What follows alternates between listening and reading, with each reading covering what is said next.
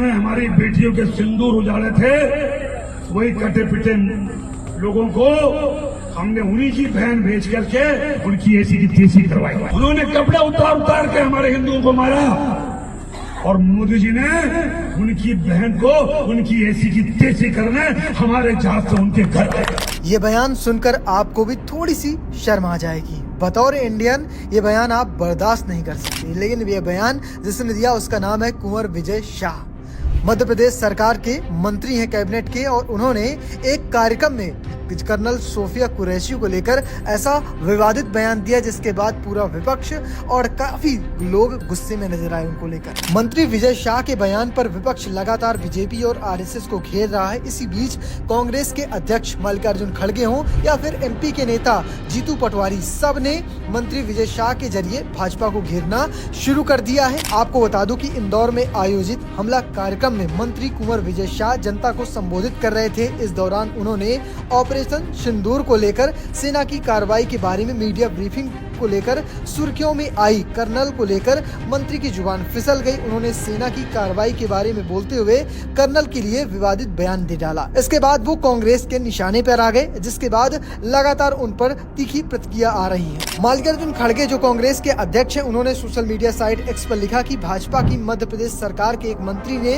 हमारी वीर बेटी colonel Sophia Qureshi के बारे में बेहद अपमानजनक, शर्मनाक और ओछी टिप्पणी की है। पहलगाम के आतंकी देश को बांटना चाहते थे, पर आतंकवादियों को मुंहतोड़ जवाब देने पर पूरे ऑपरेशन सिंदूर के दौरान देश एकजुट था। खड़गे ने आगे लिखा कि बीजेपी आरएसएस की मानसिकता महिला विरोधी है। पहले पहलगाम हमले में शहीद नौसेना ऑफिसर की पत्नी को सोशल मीडिया पर ट्रोल किया गया, फिर विदेश सचिव विक्रम मिस्री की बेटी को तंग किया गया। अब भाजपा के मंत्री हमारी वीरांगना सोफिया कुरैशी को लेकर ऐसी अभद्र टिप्पणी कर रहे हैं। उन्होंने कहा कि पीएम नरेंद्र मोदी को तुरंत ऐसे मंत्री को बर्खास्त कर देना चाहिए। वहीं इस पूरे मामले पर क्या कुछ कह रहे हैं जीतू पटवारी, चलिए आपको सुनवाते हैं। भारतीय जनता पार्टी के एक काबीना मंत्री विजय शाह जी ने जिस तरीके से उन बेटियों को जिन्होंने पाकिस्तान की सेना को थर्रा दिया, उन बेटियों के खिलाफ इतने अनर्गल तरीके से अपनी बात कही,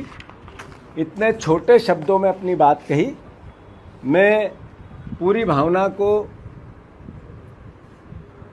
आदरणीय मध्य प्रदेश के मुख्यमंत्री जी के कैबिनेट के मंत्री हैं विजय शाह, उन्होंने बेटियों के प्रति जो अपशब्द कहे, एक मंत्रिमंडल का सदस्य का सामूहिक उत्तरदायित्व मंत्रिमंडल का होता है, तो मोहन यादव जी को अब स्पष्ट करना पड़ेगा कि ये जो विजय शाह जी ने बयान दिया, इससे पूरा मंत्रिमंडल सहमत है क्या? पूरी भारतीय जनता पार्टी सहमत है क्या?